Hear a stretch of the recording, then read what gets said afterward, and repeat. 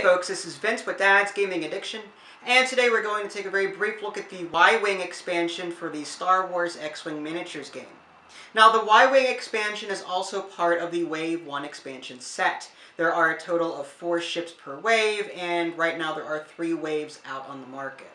Now the YWing does a few things that are different than the X-Wing and the TIE Fighter, so let's take a quick moment to see what it does and what kind of pilots and upgrade cards come with it.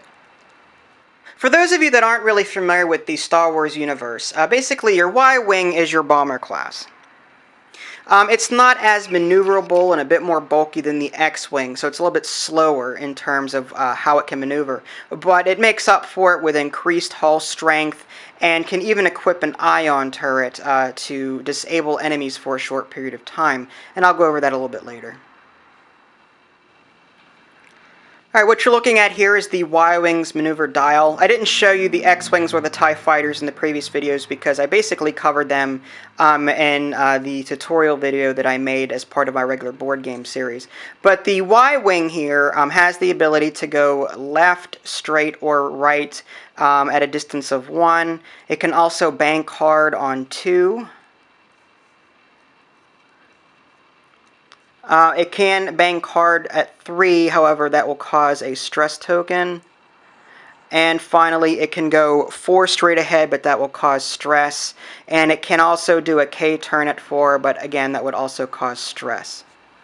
Alright, now as far as your pilot cards go, you've got a total of 4 here to look at. Again, the base stats are the same across the board no matter what pilot you choose. You've got your attack strength of 2, defense or agility of 1, pretty low there, hull value 5, shield strength 3. So very sturdy, just not very maneuverable.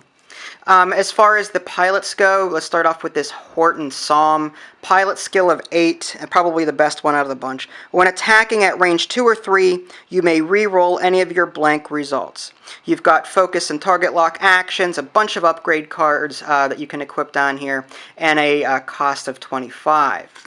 The next one, Dutch Vander, he has a pilot skill of 6. His special ability, after acquiring a target lock, choose another friendly ship at range 1 or 2.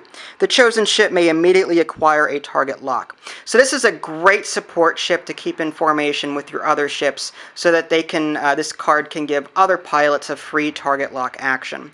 Again, focus target lock, a bunch of upgrades down here, and a cost of 23. The other 2 are your no-named pilots, the Gray Squadron Pilot Y-Wing. No special ability, pilot skill of 4, upgrades, actions, and you've got your cost of 20 down here. Finally, your Gold Squadron Pilot, again, no special ability, pilot skill of 2, which is the lowest. You've got your focus and target lock, upgrades, and a cost of 18 points. Last but not least, we have your upgrade cards. R5D8 is a pretty powerful one. This is used as an action. Roll 1 defense die. On an evade or focus result, discard 1 of your face-down damage cards. So great for repairing hull damage. That'll set you back 3 points if you assign this upgrade card to a ship. The R2 Astromech, you may treat all 1 and 2 speed maneuvers as green maneuvers, great for removing stress tokens. The Y-Wing expansion also comes with 2 of these Proton Torpedo cards. I've already covered this in a previous video, so I'm not going to cover this too much here. Just to quickly go over it, this is used with a target lock. Spend your target lock and discard this card to perform this attack. That's a die roll of 4. You may change 1 of your focus results to a critical hit. Alright, now this last upgrade card requires a little bit of explanation. In the Star Wars universe, or at least in the games I've played, the ion cannon turret was standard with every Y-Wing that I flew.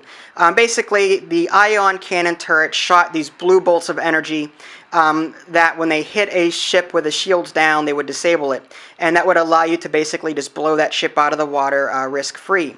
With this game, however, you actually have to equip it as an upgrade card. That'll cost you 5 points to do that. Your action with this card, attack 1 ship, even a ship outside your firing arc. If this If this attack hits the target ship, the ship suffers 1 damage and receives 1 ion token, then cancel all dice results. So this isn't used as a direct attack per se, but if you are successful in using this particular action, then you'll not only add an ion token to the enemy ship, but do 1 point of damage. Now, what is an ion token? Good question. Now this is your ion token. This is what you'll be placing on ships whenever you are successful in completing the ion cannon turret action. Now it also comes with a reference card so you know exactly what you're doing with it. Let me just skip this first paragraph. Some card abilities, such as the Ion Cannon Turret Upgrade card, can cause a ship to receive an Ion token. A ship with an Ion token assigned to it follows special rules during these phases. During the planning phase, the owner does not assign a maneuver dial to this ship. During the activation phase, or if you want to, just in layman's, the movement phase, the owner moves the ship as if it were assigned a white 1 forward maneuver. After executing this maneuver, remove all ion tokens from the ship. It may perform actions as normal. During the combat phase, the ship may attack as normal. So basically what the ion token does, it just causes the enemy ship to move forward 1 space, quote-unquote space, for that next turn. That will basically allow you to maneuver behind it or do whatever it is you need to do to take a tactical advantage over your opponent. And there you have it. Nothing fancy, but it should give you a general idea as far as what this expansion looks like. You can check out my reviews of this game at www.dadsgamingaddiction.com, or you can simply click on the link in the below description that'll take you there as well. This is Vince, thanks for watching, and I'll catch you next time.